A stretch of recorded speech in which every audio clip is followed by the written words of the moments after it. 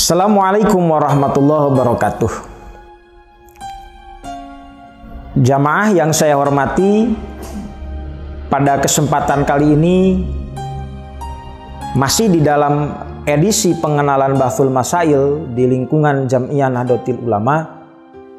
Pada kesempatan kali ini saya akan memaparkan salah satu materi di pertemuan kedua, yaitu tentang kutub mu'tabarah wabil khusus dalam madhab Syafi'i.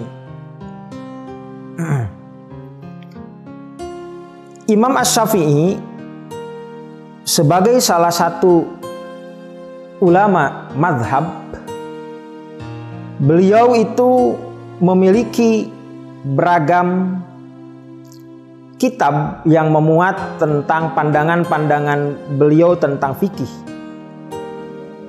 Di antaranya adalah kitab Al-Imla, kitab Al-Hujjah, kemudian kita tahu pula ada kitab Al-Um. Di antara yang paling populer dari kitab-kitab yang memuat tentang pandangan-pandangan Imam Asy-Syafi'i tentang fikih itu adalah kitab Al-Um. Kitab Al-Um ini kemudian mendapatkan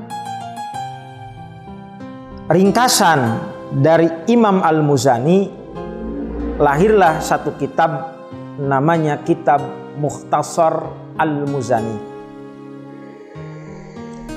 Kitab Mukhtasar Al-Muzani ini kemudian mendapatkan intisari, diringkas lagi oleh Imam Haramain di dalam kitab Nihayatul Matlab, atau suka diringkas dengan istilah kitab An-Nihayah.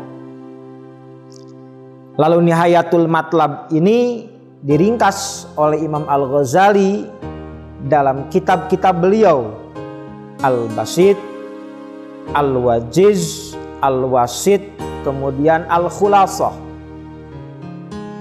Lalu kitab-kitab Al-Ghazali ini pun diringkas oleh murid beliau yang luar biasa, murid-muridnya yang sangat banyak. Kemudian generasi-generasi berikutnya lahirlah satu imam luar biasa bernama Imam Rafi'i. Imam Rafi'i ini beliau menulis kitab namanya Kitab Al-Muharrar. Kitab Al-Muharrar ini pun mendapatkan ringkasan dari murid beliau bernama Imam Nawawi. Lahirlah kitab namanya Minhajut Thalibin. Dua ulama besar ini, Imam Rafi'i dan Imam Nawawi, adalah dua ulama besar yang sangat berjasa di lingkungan madhab Asy-Syafi'i, di mana beliau itu adalah dua orang yang menjadi muharrirani, ya. Beliau yang melakukan penyeleksian tatkala banyak ulama-ulama yang menisbahkan dirinya pada madhab Syafi'i. Dua ulama besar inilah yang melakukan tahrir, melakukan penyeleksian mana-mana saja pandangan-pandangan yang sesuai dengan nilai-nilai Asy-Syafi'i. Maka di lingkungan NU, pandangan Nawawi dan Rafi'i ini menjadi bagian tak terpisahkan dari pandangan yang dijadikan referensi utama tatkala mengkaji tentang Asy-Syafi'i. Selanjutnya Imam Nawawi ini di dalam Minhajut Thalibin ini banyak pula yang mensyarahi, banyak pula yang memberikan ringkasan. Lalu Minhajut Thalibin ini kemudian kitab ini mendapatkan penjelasan dari Al-Ansari, lahirlah kitab Manhajut Thullab. Manhajut Thullab kemudian kita tahu pula ada penjelasannya dari beliau masih Al-Ansari, lahirlah namanya Fathul Wahhab. Kemudian pemikiran Fathul Wahhab diteruskan oleh Al-Ghazi dalam Takrib, kemudian lahirlah yang namanya nanti Fathul Qorib. Kemudian tadi Minhajut Thalibin itu pun kemudian diintisari dan bahkan dipertambahkan, dijelaskan, ditambahkan oleh Imam Al-Haytami. Lahirlah namanya Tuhfatul Muhtaj.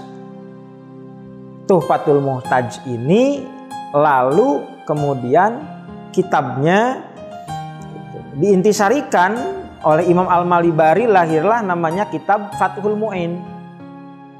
Fathul Mu'in ini kemudian mendapatkan penjelasan hasyiah, mendapatkan komentar dari Sayyid Abi Bakar, lahirlah namanya I'anatul Thalibin.